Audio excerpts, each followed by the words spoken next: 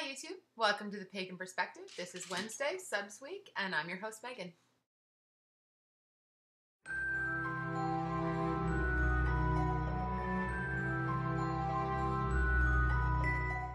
Hi YouTube, this is the Pagan Perspective. I'm Megan, aka Sabirsri, and today we're talking about being a Christian and being a pagan at the same time.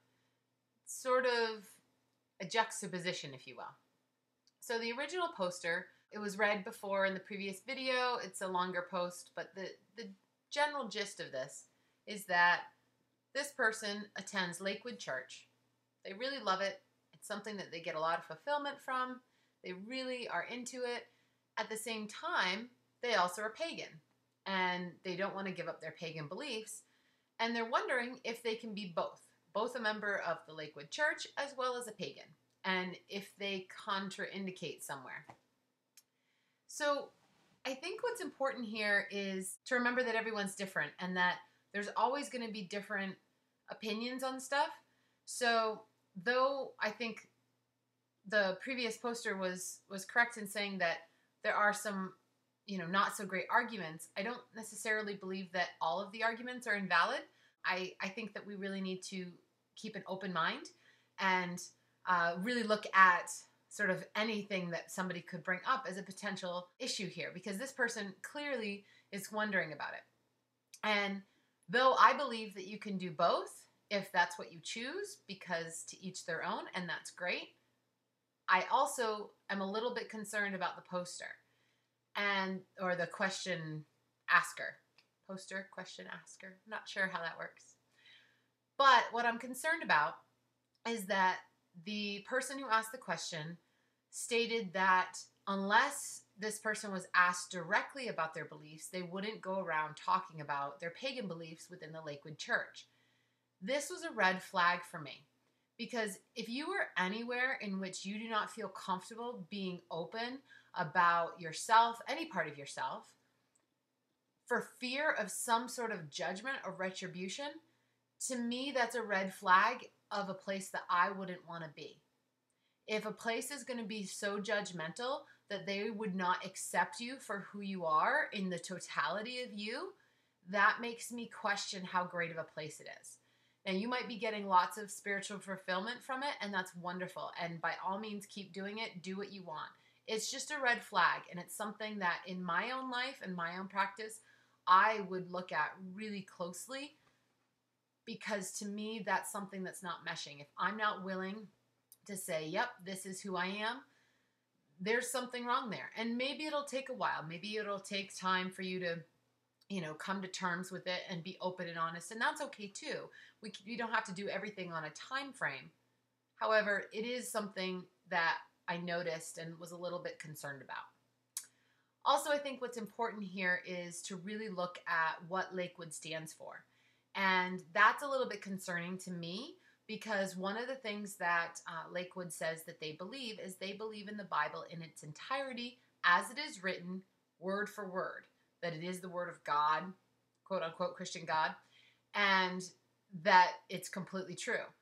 Unfortunately, that's where I get a little bit problematic with it, because there's a lot of different versions of the Bible.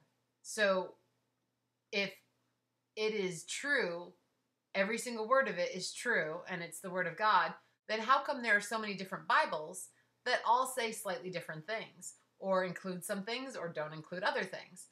And are all of them the word of God? And if they are, why would some of them say different things? So that's where I have a little bit of a problem.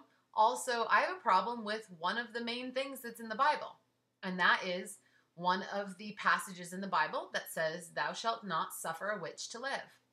Now, I recognize that in Old English, or whatever language it was translated from or to or around, all of that, I get it. The witch was not necessarily used the way it is now. I understand this.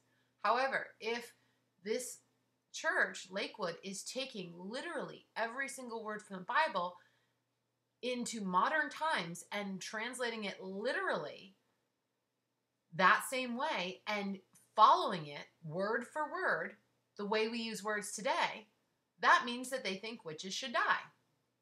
I mean, that's what it's about.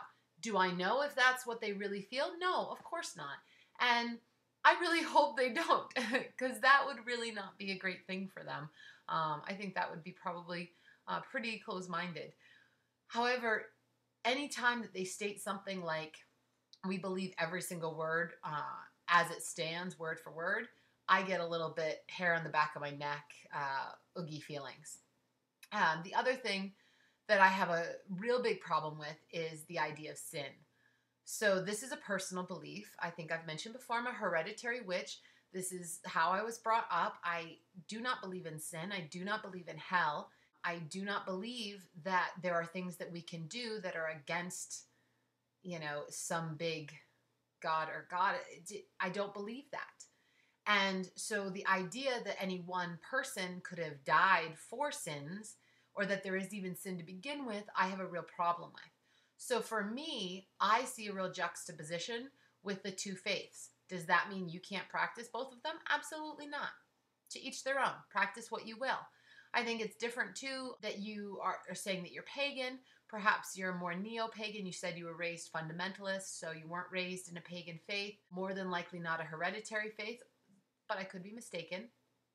It's important though to recognize that there's a very big difference between those that are raised with a hereditary form of witchcraft and those that are raised or coming into the faith as a neo-pagan. That's something that needs to have a really clear distinction. Previous poster mentioned something about her blog and talking about they didn't steal anything from us. And unfortunately, I highly disagree. And I really felt strongly about it. And I think she's an amazing person. I love her dearly. But I really disagree because my family does trace back to original pagans. Our traditions are ones that have been carried down. We are hereditary.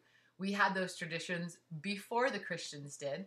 So when I say that a Christian stole this tradition, I actually mean they stole it. And I understand that that is not the majority. So I absolutely understand the argument. I read the blog post, and for a lot of neo-pagans, absolutely, I get it.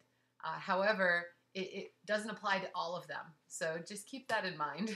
And I think that that's the important message in all of this, is that that's the point, is that it doesn't apply to everybody. What might work for me isn't going to work for you, or might work for somebody else, or might not work for another person. It's all going to be individual, and it's all going to be different. So you have to keep that in mind. And if this church is really working for you, if you're getting spiritual fulfillment from it, if you're getting your needs met through this church as well as your pagan beliefs, then by all means, that's okay. I think that sometimes we seek approval in our lives from those that we might respect, look up to, or feel that might have more knowledge than us, when really we need to look inside ourselves and seek that answer. Because if it's right for us in our hearts, then I don't see any problem with it. So that's really my answer to this. And I think it's pretty simple that if this is right for you, then that's the way it should be. And that's great. I definitely think if you're feeling uncomfortable talking about your pagan path with your church, that's something to look at and maybe find a confidant or something like that to slowly begin, or not. It's really up to you. I think there's so many options here, but certainly I don't see any problem combining two faiths and getting the most out of both of them. I think that's a wonderful thing to do. So many blessings to you. Tomorrow is Thanksgiving for those of you in the United States. And I'm really excited. Even though I'm vegan, I get to have lots of Brussels sprouts and sweet potatoes and regular potatoes and stuffing and all sorts of things. So I get really excited about that. It's just wonderful to spend time with family and friends. And I really am grateful for all of the viewers on the Pagan Perspective. And I am so happy that you come along every week and every day with us on this journey. And I just feel so grateful to be a part of it. And thank you so much, and happy Thanksgiving. And as always, blessed be. So the Christians and the pagans sat together at the table, finding faith and common ground the best that they were able. Just before the meal was served, hands were held and prayers were said, sending hope for peace on earth to all their gods and goddesses.